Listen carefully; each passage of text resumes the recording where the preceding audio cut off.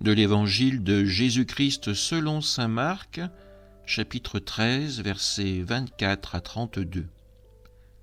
En ce temps-là, Jésus parlait à ses disciples de sa venue.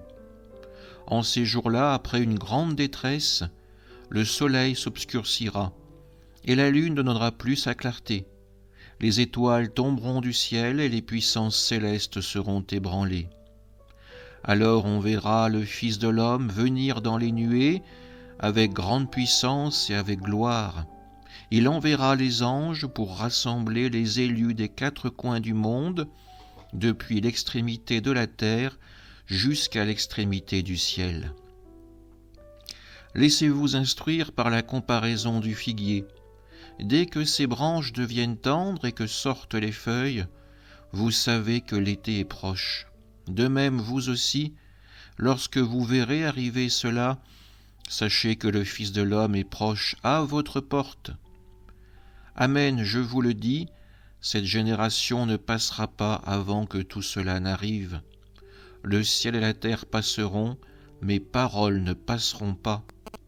Quant à ce jour et à cette heure-là, nul ne les connaît, pas même les anges dans le ciel, pas même le Fils, mais seulement le Père. Acclamons la parole de Dieu. Si vous regardez ma main droite, vous voyez que je tiens une drôle de chose, une plume. Et vous vous demandez sans doute pourquoi je l'ai prise avec moi pour ce temps de l'homélie.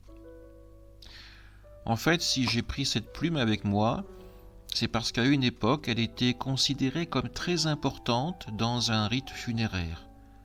C'est elle qui indiquait si on allait pouvoir passer dans l'autre monde et vivre éternellement auprès des dieux.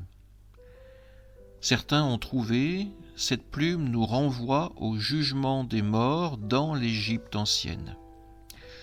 Vous avez dû voir sans doute des fresques qui illustrent ce récit du livre des morts. Pour les anciens Égyptiens, l'âme du défunt était présentée devant un tribunal divin. L'âme du défunt était placée sur le plateau d'une balance. Sur l'autre plateau reposait une plume de la déesse Mat, qui régnait sur l'équité, l'équilibre, la paix, la vérité et la justice. Derrière la balance, on trouve le monstre Amout, qui est la dévoreuse des âmes impures.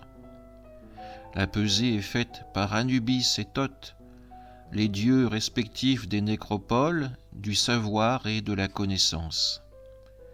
Si l'âme du défunt est plus lourde que la plume, si le poids de ses fautes est trop grand, alors l'âme du défunt sera dévorée par Amout, le monstre.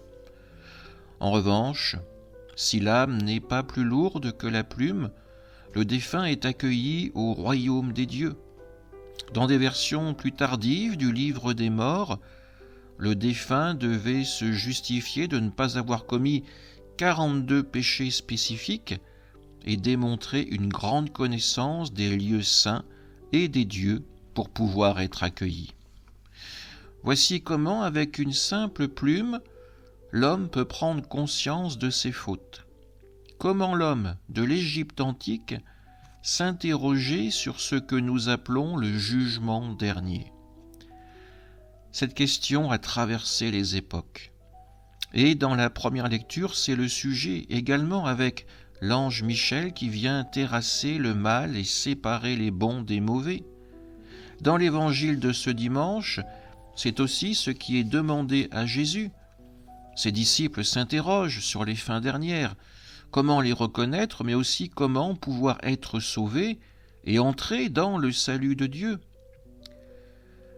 Les Égyptiens avaient un jugement à recevoir pour entrer dans l'au-delà.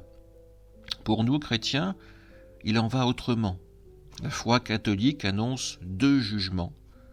Le jugement particulier qui intervient à notre mort et qui est aussi appelé la pesée des âmes, et dont un bel exemple est représenté aux hospices de Beaune sur le retable.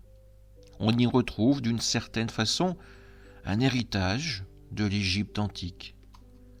Le 2e jugement interviendra, lui, à la fin des temps, souvent décrit dans les Écritures comme le jugement qui concernera toute la création.